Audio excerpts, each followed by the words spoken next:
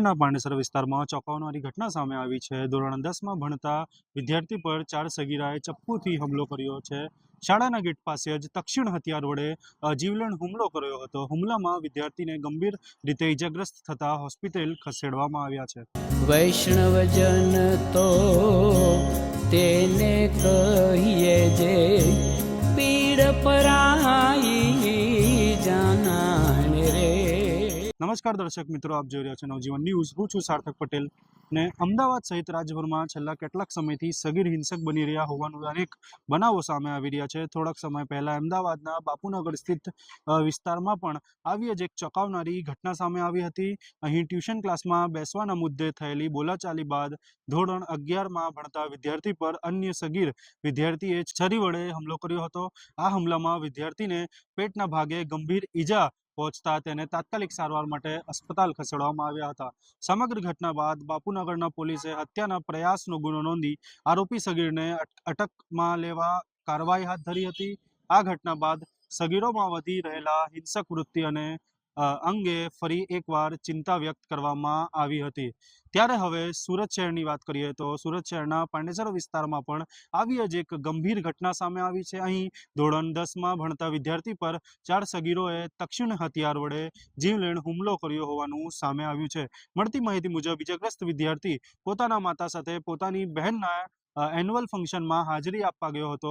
તે દરમિયાન શાળાના ગેટ પાસે જ બદલાની ભાવના રાખી બેઠેલા અન્ય વિદ્યાર્થીઓએ તેના પર અચાનક હુમલો કરી દીધો હતો।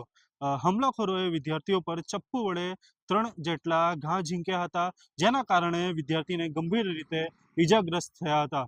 ઘટનાની જાણ થતાં જ તેને તાત્કાલિક જે છે તે સારવાર માટે अस्पताल ખસેડવામાં આવ્યો હતો અને તેની સર્જરી કરવામાં આવી છે અને હાલ તે સારવાર હેઠળ હોવાનું જાણવા મળી આવેલ છે। આ હુમલાની અસર વિદ્યાર્થીના અભ્યાસ પર પડી શકે છે।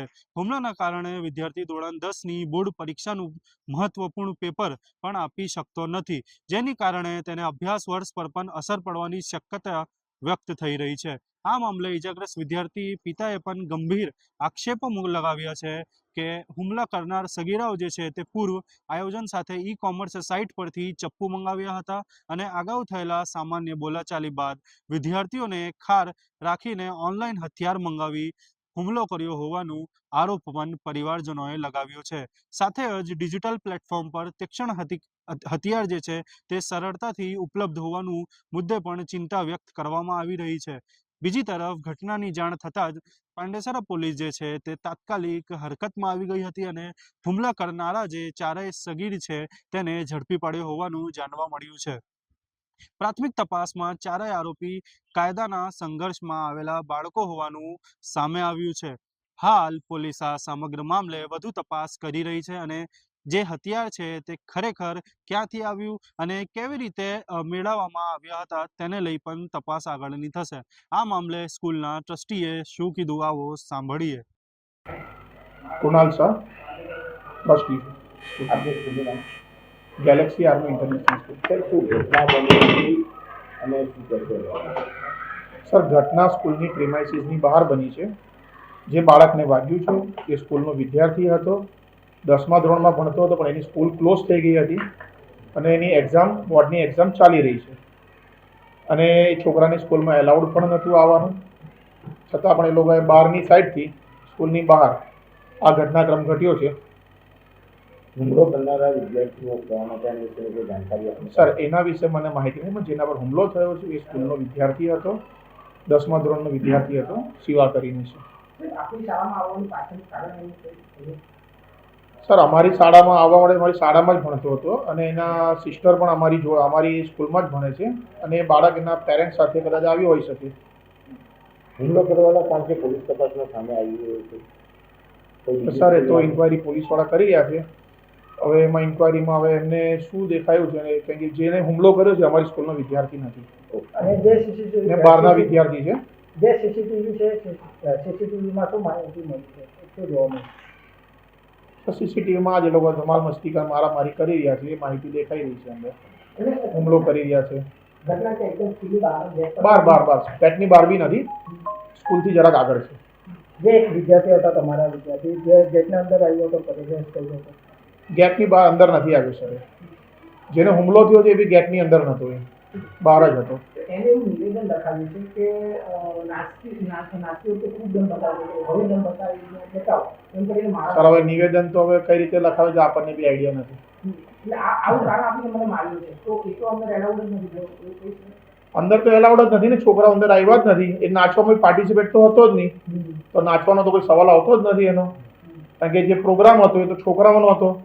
એન્યુઅલ ફંક્શન જે દરેક સ્કૂલમાં થતા હોય છે, અને અમારી પ્રિમાઇસીસમાં અમે એન્યુઅલ ફંક્શન કરી રહ્યા હતા, અને વિથ પેરેન્ટ્સ હતા, બધા બાળકો જ હતા. ને જેમનો પ્રોગ્રામ પતતો હોય છે એમના બાળકો અને એમને પેરેન્ટ્સ સાથે બહાર જવાની અનુમતિ હોય છે, અને એની અમારી સિક્યુરિટી પણ પૂરી હતી અમારી પાસે. અને સર આજે એન્યુઅલ ફંક્શન હતું એ કયા ધોરણ લગીનો હતો? 1 to 7 સર, નાના બાળકોનો જ હતો. સર આ પ્રકારની ઘટના આપનો વિદ્યાર્થી છે અને કેટલી ગંભીર ઘટના કહેવાય, આવો રોકવી જોઈએ. સર આ વસ્તુ તો થવી જ ના જોઈએ. સૌથી પહેલી વાત તો એ છે, આ વસ્તુ બહુ જ ખરાબ કહેવાય છે, સમાજ માટે પણ ને આપણા માટે પણ. હાલ તમે સાંભળ્યું સ્કૂલના ટ્રસ્ટીનું નિવેદન.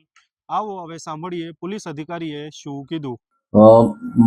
માર્ચ 2026ના રોજ પાંડેસરાના ગેલેક્સી આર્મી ઇન્ટરનેશનલ સ્કૂલ છે તેની બહારના ભાગે વિદ્યાર્થીઓ વચ્ચે ઝઘડો થયેલો, જેમાં એક વિદ્યાર્થી અને 4 વિદ્યાર્થીઓએ ભેગા થઈ અને એક છરી મારેલી, અને જેના અનુસંધાને ભોગ બનનાર વિદ્યાર્થીના પિતાજી રામ ગગનજીએ પાંડેસરા પોલીસ સ્ટેશનમાં ફરિયાદ નોંધાવેલી, અને એ ફરિયાદના આધારે પાંડેસરા પોલીસ સ્ટેશને ગુનો દાખલ કરી અને આગળની તપાસ ચાલુ કરેલી છે. અને આ બાબતે કાયદાના સંઘર્ષમાં આવેલ 4 બાળ કિશોરોને અટકાયતમાં લેવામાં આવ્યા છે, ડિટેન કરવામાં આવેલા છે.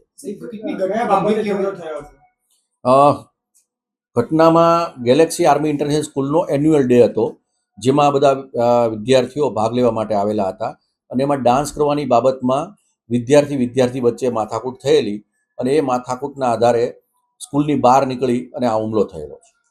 સર કેટલી ગંભીર ઘટના કહેવાય, જે રીતે આખું સામે આવ્યું છે, બાળકો ચાકુ લઈને આવ્યું.